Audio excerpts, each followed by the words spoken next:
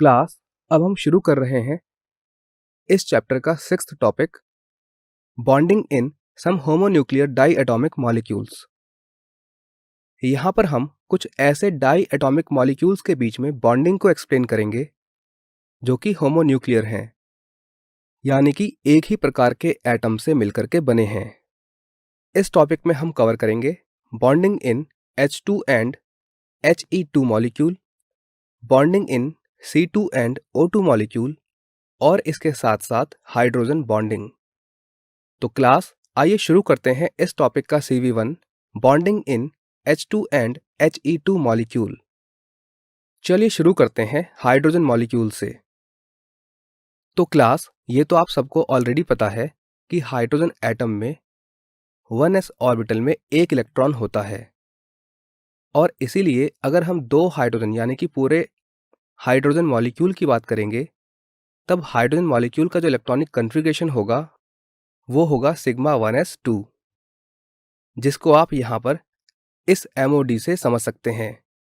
यहाँ पर दोनों ही हाइड्रोजन के पास 1s ऑर्बिटल में एक एक इलेक्ट्रॉन था, और जब हमने मॉलिक्यूल के लिए डायग्राम बनाया तो वहाँ पर दोनों ही इलेक्ट्रॉन बॉन्डिंग ऑर्बिटल में गए, और हमारा जो एंटी बॉन्डिंग ऑर्बिटल है यानी कि सिग्मा स्टार वो वैकेंट है। अगर हम यहाँ पर H2 मॉलिक्यूल का बॉन्ड ऑर्डर देखना चाहें तो हम जानते हैं कि जो बॉन्ड ऑर्डर होता है वो इक्वल होता है बॉन्डिंग ऑर्बिटल में electrons minus anti bonding orbitals में इलेक्ट्रॉन्स डिवाइड बाई 2। तो इसीलिए हाइड्रोजन का जो बॉन्ड ऑर्डर आता है वो आता है 1। इसका मतलब ये है कि जो हाइड्रोजन मॉलिक्यूल है उसमें दोनों एटम्स के बीच में सिंगल कोवेलेंट बॉन्ड होगा, जिसको हम इस प्रकार से रिप्रेजेंट कर सकते हैं। और ये जो आपका HH सिंगल बॉन्ड है, इसके लिए बॉन्ड एंथैल्पी जो होती है यानी कि बॉन्ड डिसोसिएशन एंथैल्पी जो होती है उसकी वैल्यू होती है लगभग 438 किलो जूल मोल इनवर्स, और इसकी बॉन्ड लेंथ होती है 74 पिकोमीटर।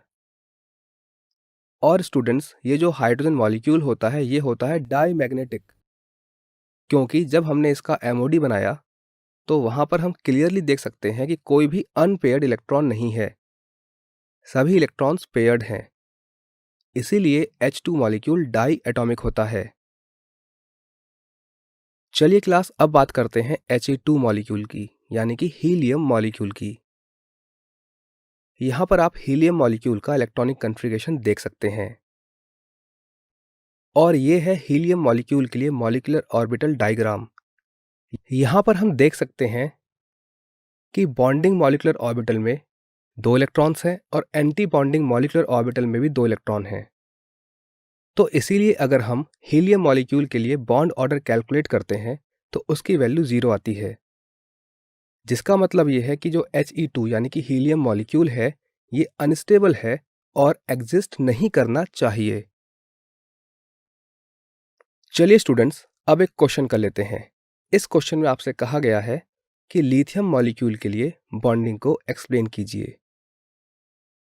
तो चलिए देख लेते हैं कि लिथियम मॉलिक्यूल के लिए बॉन्डिंग को हम कैसे एक्सप्लेन कर सकते हैं।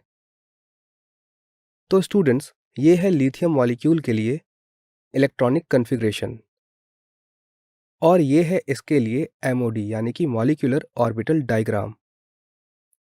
यहाँ पर आप क्लियरली देख सकते हैं कि सिग्मा 1s में 2 इलेक्ट्रॉन हैं और सिग्मा 2s में भी 2 इलेक्ट्रॉन हैं, और इसके साथ साथ सिग्मा स्टार 1s यानी कि एंटी बॉन्डिंग मॉलिक्यूलर ऑर्बिटल में भी 2 इलेक्ट्रॉन्स हैं। तो इसीलिए अगर हम लिथियम के लिए बॉन्ड ऑर्डर कैलकुलेट करते हैं तो उसकी वैल्यू आती है 1, जैसा कि आप यहाँ पर देख सकते हैं।